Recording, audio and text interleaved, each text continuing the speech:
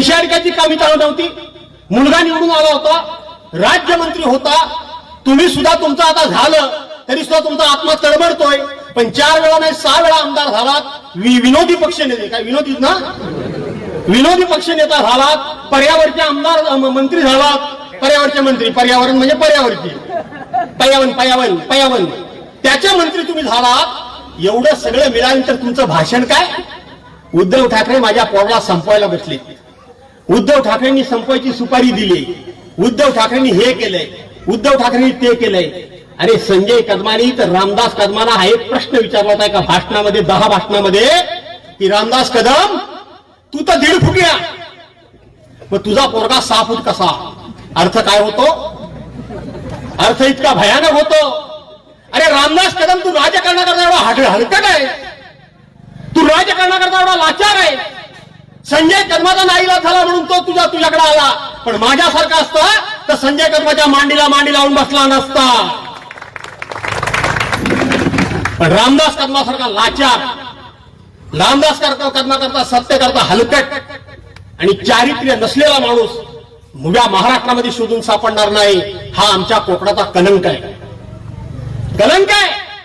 राजकारणाकरता आपली कितीपत आपण आपली सगळी इज्जत धुळीला मिळवायची. मी संजय कदमांबद्दल काही म्हणजे मला संजय कदमांना गरज होती, त्यांचा नाईलाज झाला. ते पाठीमागे भले लागले असतील काही. यांनी कसा घेतला त्याला बरोबर? यांनी कसा घेतला? हा सत्यकर्ता किती लाचार आहे, किती हलकट आहे. आणि हा लोकांना तत्वज्ञान शिकवतो. मी कधीही कोणाला आरेतुरे करत नाही. परंतु परवांच्या दिवशी रामदास कदमाने शिवसेना प्रमुखांच्या मृत्यूनंतर जे केलेलं भाषण आहे, ते भाषण या महाराष्ट्रातला कोणालाही पटलेलं नाही आणि कोणाला पटता कामा नाही. अहो बशीरभाई, दुश्मनाचा जरी असेल एखादा विरोधकाचा आई वडील, तरी सुद्धा अशा प्रकारचे उच्चार तोंडातून निघता कामा नयेत. या मताचा माणूस मी आहे. विरोधी नेत्याचा कोणी जरी असला तरी असे उच्चार निघता कामा नयेत. पण हे विचार ज्या शिवसेना प्रमुखांनी यांना 6 वेळा आमदार केलं, काय लायकी होती तुमची? कोण तुम्ही? काय तुमची कुवत काय होती? तुमची विद्वत्ता काय होती? तुमचा अभ्यास काय होता? तुमचं पक्षाकरता योगदान काय होतं? 0 योगदान. त्या परशुराम शेठची चिनी भरणारा हा माणूस, चियार भरणारा हा माणूस, त्यांनी शिवसेना प्रमुखांच्या मृत्यूनंतर असं भाष्य केलेलं तुम्हाला पटलंय? कशी जीव वळते कशी तुमची?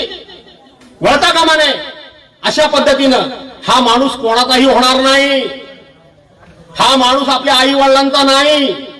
हा माणूस शिवसेना प्रमुखांचा झाला नाही. हा माणूस त्या ठिकाणी उद्धव साहेबांचा झाला नाही. हा देवेंद्र फडणवीसवर काय काय बोलला होता आणि देवेंद्र फडणवीस याला विचारलं होतं, रे गाडीला तुझा पगार किती? ती क्लिप आहे, ऐका नाही. हा त्यांचा झाला नाही. अरे हा सख्या भावाचा झाला नाही. सख्या भावाला सुद्धा यांनी खोटे आरोप करून जेलमध्ये टाकला. राजेश पालकर, अरे तुमच्यासारख्यांचा तो कधी जिंदगीत होऊ शकत नाही. हा माणूस कोणाचा झाला नाही, तो कोणाचा होणार नाही. कार्यकर्त्यांचा झाला नाही, नात्या गोत्याचा झाला नाही, त्याला चारित्र्य नाही. अनेक गोष्टी सर्व लोकांना माहिती आहे, पण लोक बोलत नाहीत. ते शेवटी एक म्हण आहे, माहिती आहे का नाही? थोडा ह्या सभेत मी बोललो नाही पाहिजे, पण हरणारला लाज नसते, बघणारला असते. बरोबर ना? बघणारला असते म्हणून लोक बोलत नाहीत. असं समजू नका की तुमचं काय सगळं चारित्र्य आणि चरित्र लोकांना काय माहित नाही, अशातला भाग नाही. लोकांना सगळं माहिती आहे. आणि म्हणून अशा लोकांच्या बरोबर कशा करता गेलात तुम्ही? कशा करता गेलात? काय करण्याकरता? विकास करण्याकरता? 2009 साली हा माणूस पराभूत झाला. त्यानंतर 13 वर्षानंतर मध्यंतरी या माणसाने फेऱ्या घातल्या सगळीकडे. निवाचा अगदी त्या निव्यापासून तर चोरवण्यापासून तर सगळीकडे होणार आहे, तुम्हाला माहिती आहे. आणि पॅगोडामध्ये बसल्याने 7 सरपंचाचा पक्षप्रवेश करून घेतला. किती? 7. मी या ठिकाणी बसतो, रामदास कदमांना बोलवा आणि विचारा, त्या 7 सरपंचांना तुम्ही निवेदन दिलीत आणि एवढी मंजुरीचं पत्र दिलं, त्यातलं एक तरी काम मंजूर झाले काय? आतून बाहेरून एवढी तरी इज्जत शिल्लक ठेवली काय हो? काय सोडून रामदासला सोडपडा नुसार काढली का नाही? मी अनेक वेळेला संजय कदमांना म्हणायचो भाषण झाल्यानंतर की संजय राव, अशा प्रकारची भाषा वापरणं बरोबर नाही. ही भाषा योग्य नाही. तुम्ही रामदास कदमांच्या बाबतीत जी भाषा वापरता, त्यांच्या मुलाच्या बाबतीत जी भाषा वापरता, ही भाषा योग्य नाही.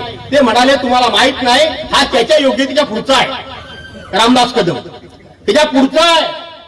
रामदास कदमांना मला सांगायचं आहे, तुम्ही लोकांनी विचार करा की दोस्ती कोणाबरोबर करावी, कोणाच्या मांडीला मांडी लावून बसावं, कोण नेता आपला मानावा, कोणाचा आदर्श आपल्या डोळ्यासमोर ठेवावा.